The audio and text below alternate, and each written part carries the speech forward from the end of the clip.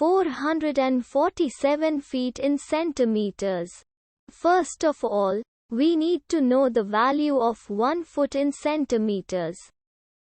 It's always 1 foot equals 30.48 centimeters. Now we have to multiply 30.48 by 447.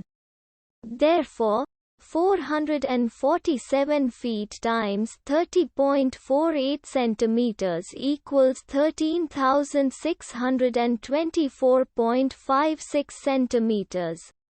So, in other words, 447 feet equals 13,624.56 centimeters.